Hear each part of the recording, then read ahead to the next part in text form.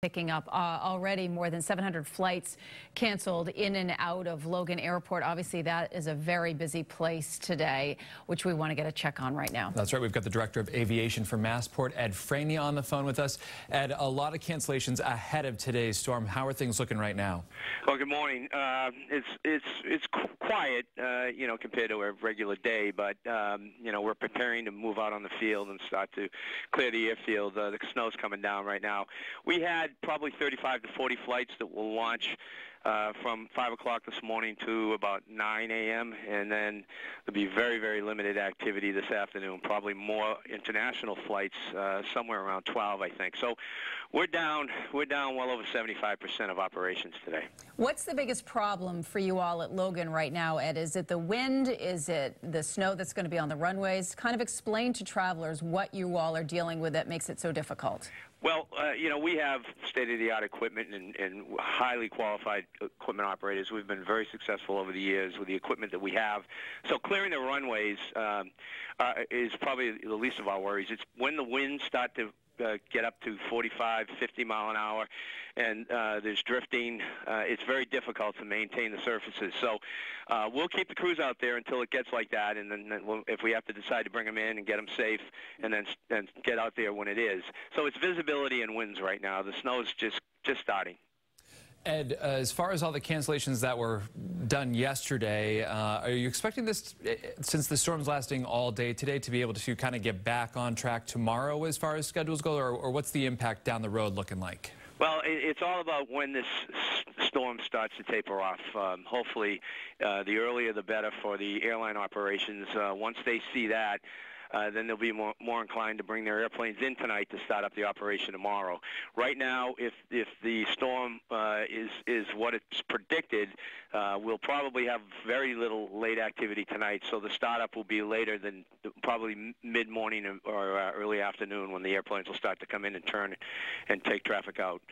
So it's all about when this storm ends tonight. So do you recommend people, obviously they call ahead, but do you prefer they come to the airport and wait it out, or should they just wait at home? Because obviously 75% of your flights being canceled is a lot of people stuck at the airport for the day.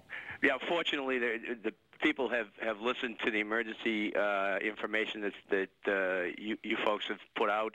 The roads, they're off the road, so they noticed that stay home is a message, and call your airline if you haven't been contacted yet.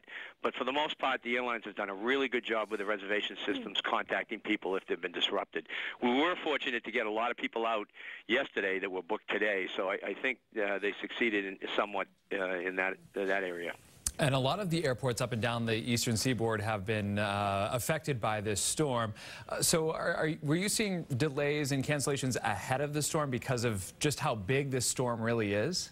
Yes, and that's all the airlines plan based on what they have for information as far as the meteorologists are concerned, and they thin out their schedules. So they did a good job doing that yesterday. So yesterday when we met with them early afternoon, we knew what they were going to do. We knew what their schedule looked like, and that happens in the other airports that are impacted too. In New York, the New York area is being impacted. So and that impacts us, when the New York area is impacted, because it could add to cancellations. It could add to disruption with people connecting out of the New York airports. But no, we had a good plan in place. We knew pretty much how it was going to operate today, and then we planned for the startup, which hopefully will be sometime before noon and certainly early afternoon tomorrow. So Ed, can you give us the latest update right now again of what we're looking at as far as flights canceled and the percentages of what the situation is at Logan?